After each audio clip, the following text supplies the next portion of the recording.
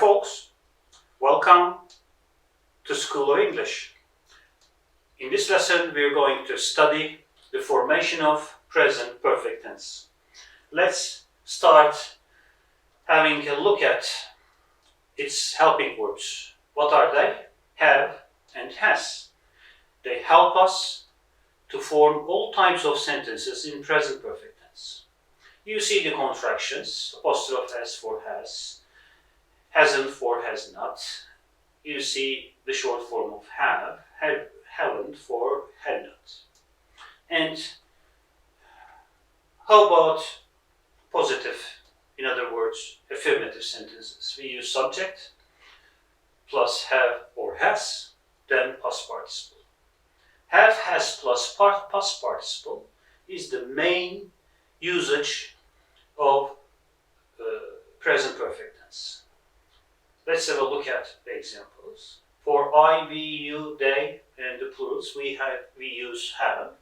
They have met her once. For he, she, it, third person singulars, we use has. She has gone out for a walk. How about negative sentences? To form negative sentences in present perfect tense, we use haven't or hasn't. Again, haven't for I, you, we, they, and plurals. They haven't visited the museum.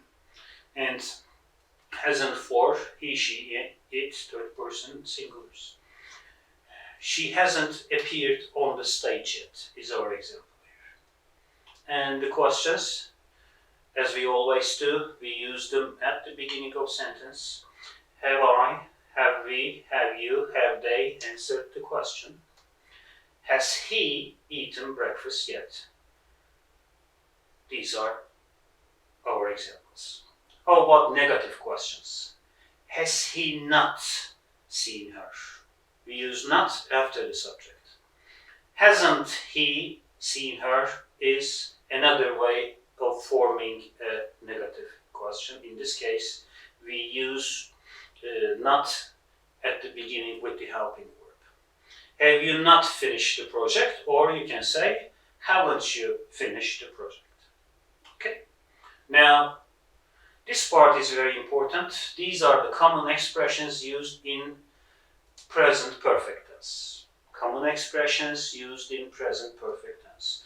Why don't we say time expressions and we use common expressions instead?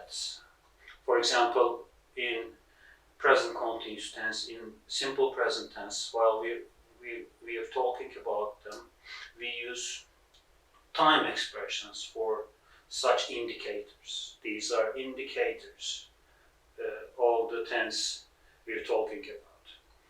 Because we do not say time expressions, because we cannot use definite time expressions in present perfect tense. We'll talk about it in detail later.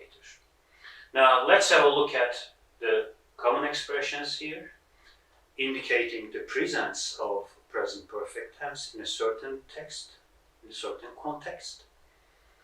Recently, lately, or late, they all have the same meaning, yet we use it in questions or negatives already, just ever.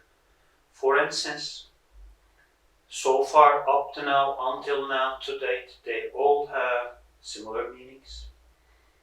Never, always, once, twice, several times, many times. These are expressions indicating repetition, but they have uses in present perfect tense. We'll talk about them. All my life, in her whole lifetime. This is a popular one. We use it in present perfect tense. If you use it for a person other than yourself, that person should be alive, don't forget. That person should be alive. Otherwise, the duration will be considered as terminated, and in that case, if you're talking about a dead person, it cannot be used with present perfect tense. How about throughout his time and history? Throughout time and history is also popular, one of the popular expressions used in present perfect tense. And in the last few years, there should be a time duration here. In the last by itself cannot be used in present perfect tense. It must be followed by such an expression. In the past 2 days, same for in the past. It cannot be used alone in present perfect tense. It should be followed by time duration. And another one over the past few years. As you can see, this is quite a detailed list. That's enough for this part. In the next lessons, we'll continue studying present perfect tense. Thanks for watching.